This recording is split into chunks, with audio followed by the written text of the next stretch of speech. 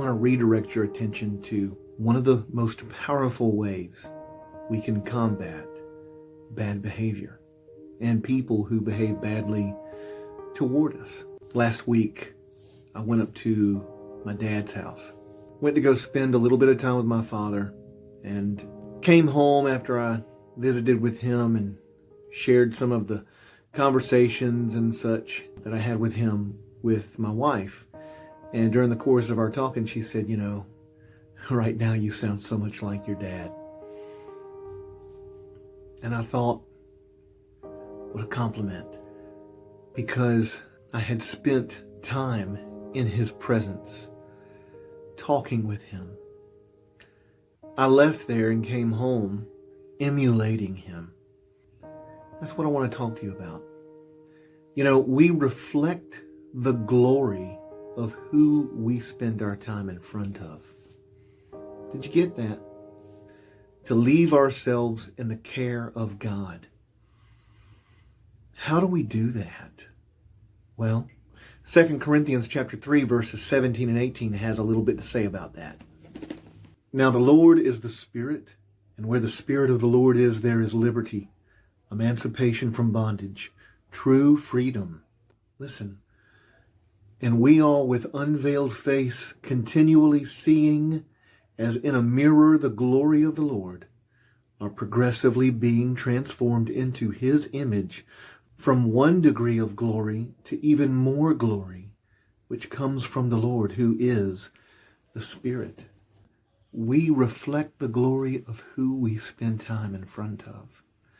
I've got a song that's coming out soon called Don't Stop the Rain, and there's a lyric in there that says, what we choose is what we become, which is a reference to this verse that I just read to you.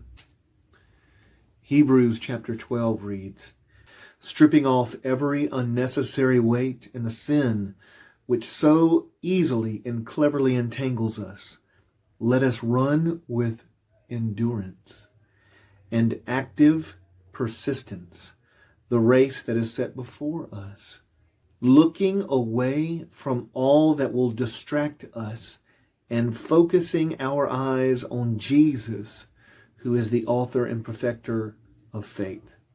It's important for us to focus on Him. Number one, because we can't do it apart from Him. And number two, we never want to try to steal His glory and claim ownership of something that only He can do.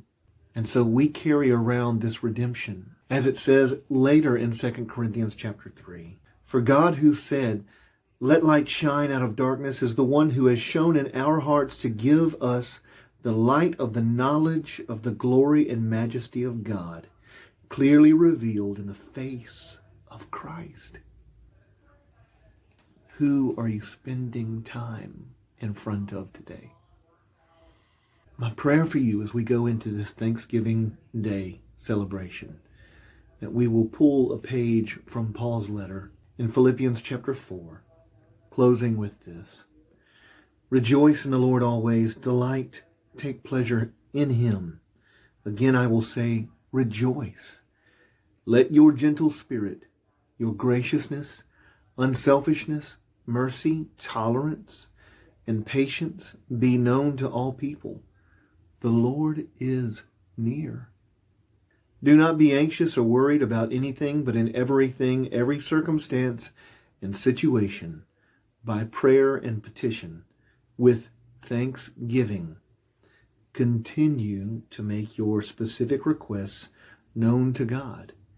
And the peace of God, that peace which reassures the heart, that peace which transcends all understanding, that peace which stands guard over your hearts and your minds in Christ Jesus, is yours.